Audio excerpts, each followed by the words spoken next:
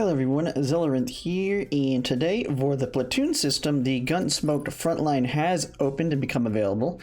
Just a quick update for everybody when it comes to your guilds. You probably have gotten to level 2 at this point. If you're leading one, you should be able to invite 2 more members, and you're definitely going to want to do that, especially for the Gunsmoke Frontline.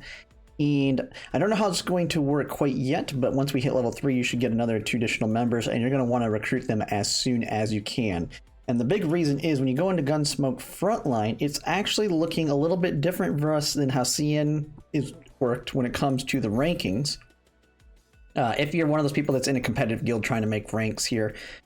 So one of the big things is that getting the top 1%, which currently ours is holding somehow, it was the harder one to get. It was like the top 35 of the platoons within the CN version.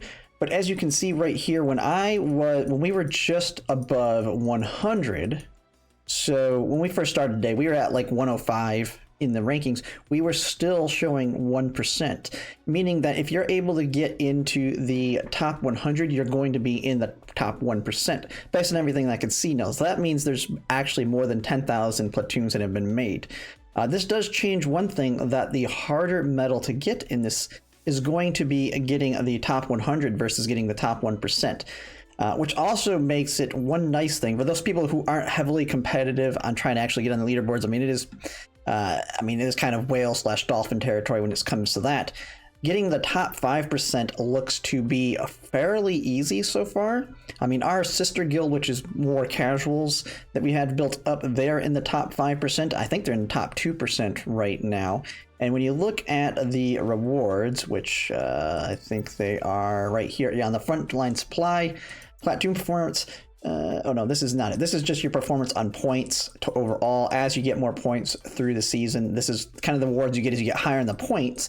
So, I mean, when you go into whale territory, they're getting a lot more coins, but you can kind of see if you're a whale pushing up to these point levels towards the end, I mean, you're getting a little bit more coins, a little bit of gold, but none of this really all that matters that much. You get 1 extra standard pull, and so not too big a deal on that. And an individual, once you can start doing bossing, you should be able to get all of these rewards once you have a strong enough team. So it's not a big deal there. But when it comes to the leaderboard stuff, I believe, is it right here? No, I believe it's under Platoon here. Yeah, Gunsmoke rewards here. These are the main rewards you're kind of shooting for. The top 1 just needs you to be in top 5%.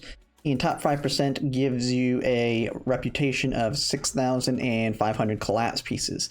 Now, big thing with that, if you have a platoon that is trying to get this 5% reward, one thing you can do, and you should let your members know, is that you have 2 tickets that you start with at the beginning of every day that you can do. If you're not level 60, you can't do Decisive Battle yet. This is where you can get like a crap ton of points, and this is where all our whales are currently fighting it out to try and get on the leaderboard. This gives you a lot more points than the Outpost Battle. But when you take a look at the Outpost Battle, this one you can get a max of 800 points if you complete it. You do it 2 times, that is 1,600. But when you go up here, now I've already done it. It has 0 remaining today, but you can spend 50 crystals to get an additional attempt, and that'll bring it up to where you can get 2,400 per day. And so if you look how many members you can have, so you have 26 members if you're level 22, you can get 2,400, you can get everybody to do that. You can actually get your platoon fairly high up on the leaderboard. And like I said, this reward here is going to give you 500. So if you do that every day, it's literally going to pay for itself on the 5% reward if your platoon is aiming for that. And yeah, you're not going to get to these top ones that have the whales that have level 60s that are just destroying the boss to get a crap ton of points. But if you have the 26 people and they're each getting, even if they just do the 2 plays at 1,600, you're going to get close to, or if everybody does it, I think you might actually be able to get it without doing any triple plays all the way to the 4,200. I'd have to take a look at that. So very easy to pull off, I think, for a majority of platoons if you have very active and people that are willing to spend the extra little crystals in the beginning to do it. I mean, because like I said, 50 is nothing when it comes to, if you can get to that 5%, you get the 500. I mean, even the top 10%, which any casual platoon should be able to get, you're going to get 450. So it'll pay for itself there. And it's kind of funny because the main reason this is different is just because in order the top 1% to be higher than 100, that means there's more than 10,000 platoons that have been made. So that's quite a bit more than, from what I understand, it is on the CN version. Now, when it actually comes to the combat, I can't actually do it to show it here. But I think I can show the war report here on our fights here. So one big thing is that you need basically 3 teams to do it, because after you use your first team, it's going to put all the people that you use on rest. But a big thing is that you can borrow 1 person from your platoon as a support, and you can utilize them within your team. And so the big thing is kind of keying in on that support. Like within ours, we did recruit a couple whales into ours, and so like we have some people that have V6 macchiatos in ours that pretty much I think a majority of our people are using. A V6 macchiato is going to carry you through the fight almost by yourself. Same thing with a V6 Suomi. We have some people who have used her. In ours, we have 1 person with that, and she can carry you as well. As long as you have decently leveled people, just a support attack should be able to finish it off. Just know that in the beginning, not to just throw all your best units out there. I would try and do a mix of it, because I know nobody's probably got 3 teams worth built.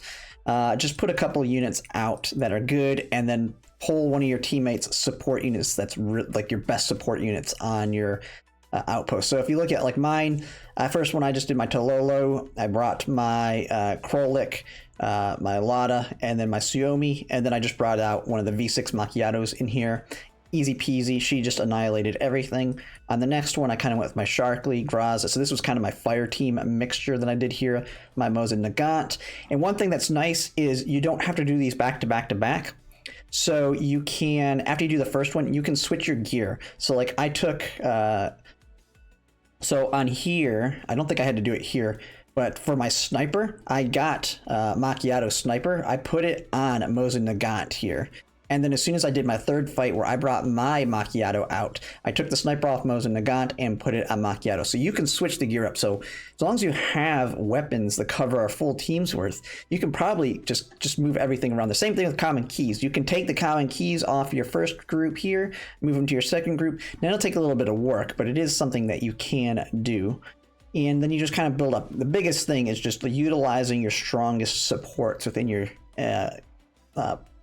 platoon, and you shouldn't have any problem completing all 3 of them if you do 3. I mean, if you just do 2, that's going to be even easier, because I think a majority of people have enough people built at this point to do 2, because we're starting to get into doing the tier 6, 7, and 8 boss battles for a lot of people, because we're all starting to get, I think even your casuals that aren't spending any money are starting to get into the mid 40s in terms of levels. So it won't be too much of an issue there. But yeah, that is pretty much it with it. I know when it comes to picking your buff you get here, there's a couple ones here. The one I picked was the Hydro and Freeze damage and critical rate by 30%, but that's because we have a lot of V6 Macchiatos within ours. I think we have like 3 or 4 of them within our platoon. But you can figure out what your team has and then pick your buff based on the support units you're going to use. So like you have Fierce Assault, damage dealt by Vanguards is up by 20%, Light Penetration, Light Ammo ignores 50% defense, Frost Reinforcement increases damage dealt while Frost Barrier is active on self. So that might have been a good one too for the Suomi. I went with this one just to make sure we were getting that crit rate on the Macchiato, so she deals that double bang with her cold precision shot.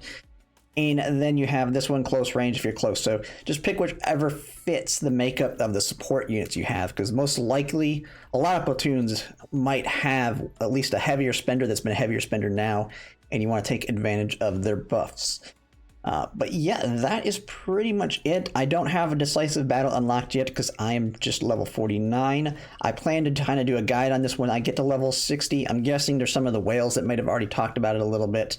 But at this point, anyone that's casual, don't even worry about this. It's going to be, you probably won't even be level 60 by the next time Gunsmoke comes up. But this is just another one where you're going to fight a boss and you're just trying to accumulate as many points as you can on when you're fighting them. And that's when it really gets into the whale territory in terms of trying to get the rankings. And that's why they'll say, hey, you need like down the line, you're going to need that V6 Cluquet and that, this and that. And it's all about this boss. For your casuals that aren't trying to do that, you're just trying to maybe get in the top 100 barely, you don't need that, at least currently. And so yeah, just to kind of give a little bit of hope for anyone that has a more casual guild, you might be able to pull off that 5% a little easier than everybody was kind of saying regarding the 5%, because it's definitely going to be easier because there's a lot more platoons on the global than there was on the CN side. But yeah, that pretty much covers it. That is the Gunsmoke Frontline. Fairly simple right now, especially since we're only doing those outpost battles. They're super easy, so no problem actually getting those done. It's just kind of making sure you don't blow all your best units in that first one. But yeah, that'll pretty much cover it. If you like my content, if you could like, comment, and subscribe, it really helps. And thanks for watching.